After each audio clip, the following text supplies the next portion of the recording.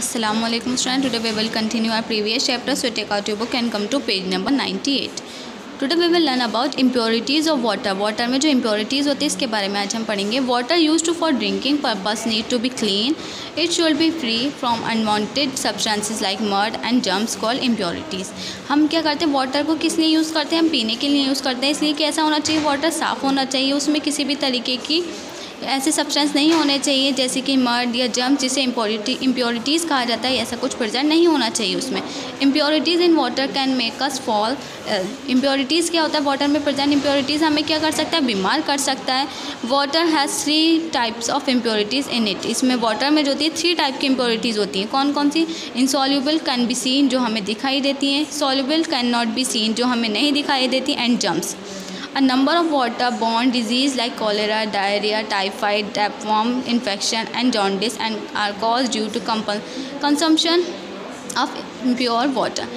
जब वाटर में जो इम्प्योरिटीज़ प्रेजेंट होती है उससे काफ़ी तरीके की हमारे अंदर डिजीज़ आ जाती हैं, जैसे कॉलेरा है, डायरिया है, टाइफाइड है, इन्फेक्शन भी हो जाती है, जॉन्डिस भी हो जाती है. ये सब क्या होता है, वाटर की इम्प्योरिटीज़ की वजह से होता है. प्योरीफिकेशन ऑफ वाटर, इसलिए हमें क्या करना है, प्योर करना होता है वाटर को. तो प्योरीफिकेशन पढ़ेंगे अब हम. Several method are use to remove impurities from water. Water में से इम्प्योरिटीज़ को रिमूव करने के लिए कुछ मेथड दिए हैं. The kind of method use depend on whether the impurities is soluble और इनसॉल्युबल. ये किसके अकॉर्डिंग हम यूज़ करते हैं, हम पहले देखते हैं इम्प्योरिटीज़ जो है वो सॉल्युबल है या इनसॉल्युबल. इसके अकॉर्डिंग हम इनको यूज़ करते हैं मेथड्स को. Boiling. The common way to kill germs and bacteria present in water is by boiling it for 15-20 minutes. Water should always be stored in clean covered vessels after boiling.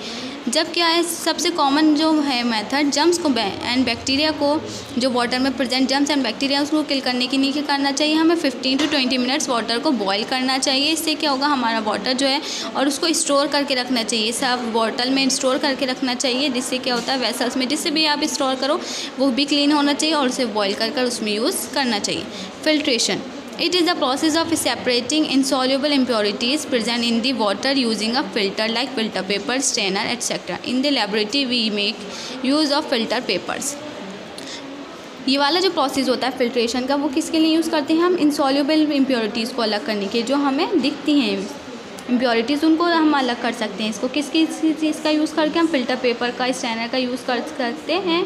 और इसके हम filter करके हम जो impurities है उनको अलग कर सकते हैं. और ये हम जो लेबोरेटरी में जब यूज़ करते हैं तो किसका यूज़ करते हैं, फ़िल्टर पेपर का.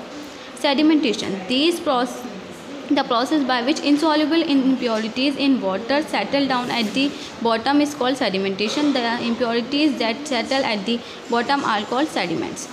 सेडिमेंटेशन भी किस लिए यूज़ किया जाता है, जो इंसॉल्युबल इम्प्योरिटीज़ होती है वाटर के, वो क्या होता है, नीचे चली जाती है. देखिए यहाँ पे दिखाया जा रहा है सेडिमेंटेशन में क्या होता है, जो इम्प्योरिटीज़ होती हैं वो पानी के नीचे बैठ जाती हैं, तो वो प्रोसेस कहलाता है सेडिमेंटेशन. इसमें क्या करते हैं, जो नीचे बैठा हुआ जो इम्प्योरिटीज़ होती है वो क्या कहलाते हैं, सेडिमेंट्स कहलाते हैं. इससे भी हम अपना वाटर का जो अपर साइड होता है, जो सेडिमेंट नीचे बैठ गया तो हम ऊपर से वाटर, प्योर वाटर यूज़ कर सकते हैं. Decantation. The clean water after sedimentation is now poured very slowly into another container without disturbing the settled impurities. The process by which the water is slowly poured down after sedimentation is called decantation. Sedimentation में अभी हमने आपको बताया क्या होता है, impurities नीचे बैठ जाती है, सेडिमेंट्स हो जाती हैं. तो इसमें जब हम पानी को दूसरे में शिफ्ट करेंगे तो क्या हो, हम इस तरीके से शिफ्ट करते हैं कि हमारा जो नीचे सेडिमेंट है, मीन्स इम्प्योरिटीज़ हैं, वो आपस में पानी में फिर से मिक्स नहीं हो. ये जो थोड़ा थोड़ा हल्का हल्का उसको पानी को निकालना होता है, ये प्रोसेस कहलाता है डिकेंटेशन. नेक्स्ट है chlorination. It is the process by purifying water and making it safe for drinking by adding chlorine tablets to it. हम क्या करते हैं, वाटर को प्योरीफाई करने के लिए क्लोरीनेशन करते हैं, जिसमें क्लोरीन की टैबलेट्स ऐड कर देते हैं. इससे भी क्या होता है, वाटर क्लीन हो जाता है. Conservation of water. The need for water is growing fast but the resources are either gradually reducing और getting polluted. We need to make effort to save water in the best way we can. Water क्या है, हमारे लिए बहुत ज़रूरी है. ये बहुत तेज़ी से तो मिलता है, इसके काफ़ी सारे रिसोर्सेज हैं, लेकिन हमें क्या है, इसको बहुत हमारे लिए इम्पॉर्टेंट है. ये क्या होता जा रहा है, आजकल पॉल्यूट होता जा रहा है, ख़राब होता जा रहा है, प्रदूषित होता जा रहा है. इसके लिए हमें क्या करना है, कुछ एफर्ट लगाने चाहिए जिससे हमें इसको सेव करके रख सकें. Do not waste water by letting tap drips. नल खुला नहीं छोड़ना चाहिए जिससे वाटर ज़्यादा नहीं बहे। House pipe should not be use for cleaning cars, balconies, kitchens और ड्राइवेज। हमें जो हाउस पाइप होते हैं वो यूज़ नहीं करने चाहिए क्लीनिंग कार वगैरह को क्लीन करने के लिए, बालकनीज़ वगैरह को या फिर किचन वगैरह को यूज़ करने के लिए हमें हाउस पाइप का यूज़ नहीं करना चाहिए। फिक्स योर लीकिंग टैप, हमें जो हमारा अगर टैप कोई लीक कर रहा है उसको ठीक कर लेना चाहिए। Water used for washing fruits and vegetables can be reused for watering plants.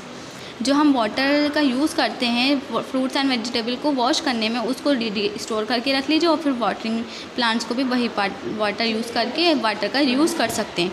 While taking bath it is better to use a bucket than a shower. जब आप बात कर रहे हो, शॉवर ले रहे हो, तब आपको क्या करना चाहिए, बकेट का यूज़ करना चाहिए, शॉवर का यूज़ नहीं करना चाहिए। Tap should not be left running while brushing और शेविंग। जब आप ब्रशिंग या शेविंग कर रही हो तब आपको टैप जो है बंद रखना चाहिए, नल को बंद रखना चाहिए, खुला नहीं रखना चाहिए।